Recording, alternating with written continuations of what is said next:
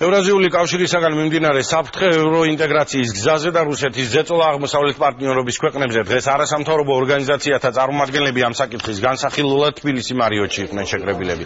Სხდომას მთავრობის წევრებიც ესწრებოდნენ არასამთავრობო სექტორის ნაწილი უკვე მოქმედი საბაჟო კავშირისა და მომავალში ახალი ევრაზიული ეკონომიკური სივრციდან საქართველოსათვის მომდინარე საფრთხის კონკრეტულ დეტალებს განიხილავდნენ.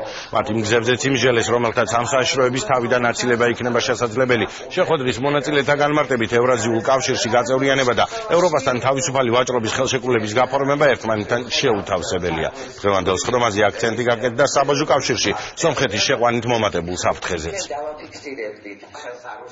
მე დარწმუნებული ვარ, რომ ამ საფრთხეს დღეს საქართველოში საფუძველი არ აქვს, თუმცა რასაკვირველია კონკურენცია ძალიან დიდია ევროპისა და რუსეთის სამეზობლოში და თქვენ ხედავთ რაც ხდება უკრაინაში, მოლდოვაში, რაც მოხდა სომხეთში, თუმცა ჩვენ ვაფასებთ სუვერენული სახელმწიფო სუვერენულ არჩევანს, მაგრამ მე დარწმუნებული ვარ, რომ ევროპულ არჩევანს საქართველოში ალტერნატივა არ აქვს. ყველანი ვთანხმებთ, რომ ევრაზიული კავშირი დღეისთვის საქართველოსთვის მხოლოდ საფრთხეებს შეიცავს, როგორც პოლიტიკური, ასევე ეკონომიკური თვალსაზრისით ევროკავშირისკენ სულა კი არის ის ძირითადი გზა, რომელიც არჩევანის არის მთელი საქართველოსი და რომელიც ძალიან მნიშვნელოვან წარმატებას საბოლოოდ მოუტანს ქვეყანას. ლაპარაკი გვაქვს ეგრეთ წოდებულ საბჭოთა კავშირის რეანიმაციის იდეაზე, რომელიც აბსოლუტურად ეწინააღმდეგება საქართველოს მოსახლეობის ინტერესებს და იმ ფასეულობებს, რომელსაც ევროკავშირი გვთავაზობს. წარმოდგენა, რომ ევრაზიული კავშირი და ევროკავშირი რაღაცნაირად